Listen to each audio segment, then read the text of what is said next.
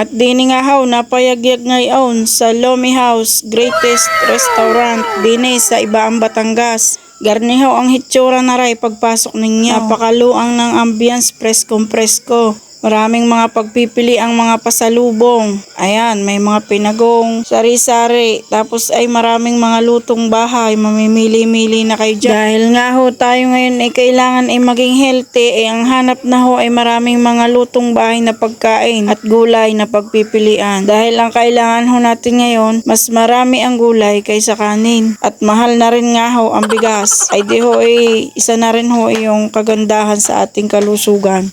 Napakarami hong pagpipilian, pero mas marami hong nauubos talaga ay gulay. O, tingnan ninyo, tsaka isda. Yan, ginataang tulingan, may chapsoy na paborito ko. Tsaka yan, ginataang hipon, may liempo. Tsaka ho yung bilo-bilo na minatamis. Pero ang pinaka the best ho din talaga ay yung tawilis. Yung mukhang to yung sabi din sa Batangas ihawot. Napakasarap ho, ang ng lasa, hindi siya maalat dahil siya ay sa tubig tabang siya hinuhuli doon sa Taal Lake. Doon ay seasonal lang ang panghuhuli niya. Dahil kapag season ng pangingitlog niya, hindi siya pwedeng hulihin kasi pinapadami nga siya. Masarap po ang lasa niya talaga. Parang kung sa pagkain may kumpara mo siya sa taba ng baboy, yung kung tawagin din sa Batangas ay pupor. Ganun ang lasa niya. Tapos ay walang tinik. Ayun, napakalinamnam ng lasa niya. Masarap ulamin sa gulay.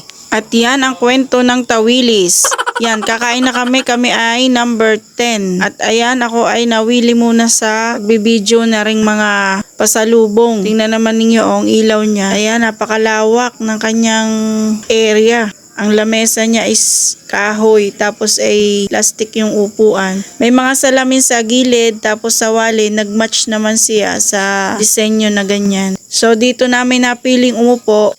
At syempre nga habang hinihintay namin ang aming order ay iyan. Ako muna ay nag-video na ring mga pasalubong. Ayan, napakadaming pagpipilian. Dahil ito dito sa Ibaan, syempre marami nga nahintong sasakyan niya. May mga bagoong pa. May mga pulot, honey. Tapos, ayan, kaping barako. Parang nasa tibag na siya eh. Ayan. Tapos, merong turmeric. Ayan, mga tinapay. Butcheron. Tinanong ko nga pala kung magkano yung butcheron. 120 daw ang isang ganyang kalaki. Ayan.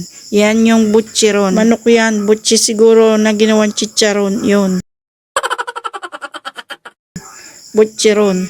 Yan yung mga pinagong, mga pastillas, saka mga candies. Para sa mga bata. Yan, merengue. Yan. Napaka-sweet. Tama-tama sa may diabetes. Joke. Char lang. Ayan. Ang iba pang mga merengue. Pwede naman tayong kumain din ng matamis. Di in moderation lamang. Ayan, sing-aling. Ayan. Masarap yan. Yan ay harina.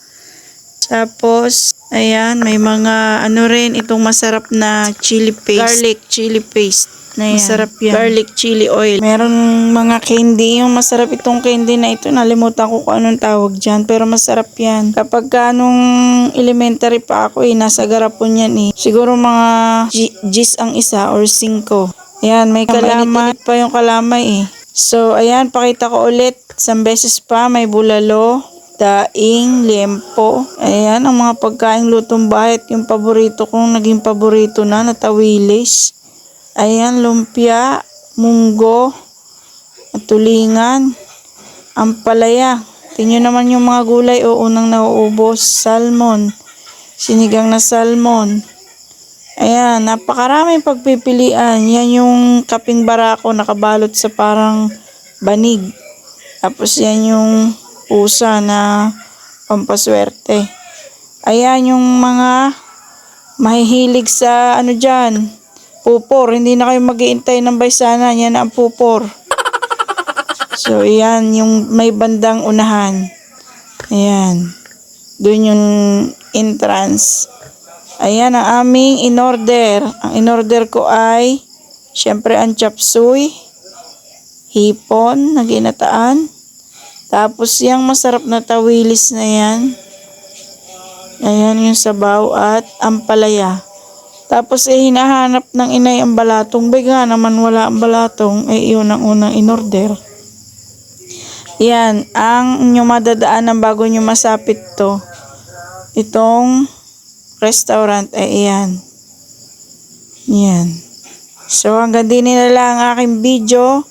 Sana ay nag-enjoy kayo. Salamat sa inyong panunood. See you next video. Bye.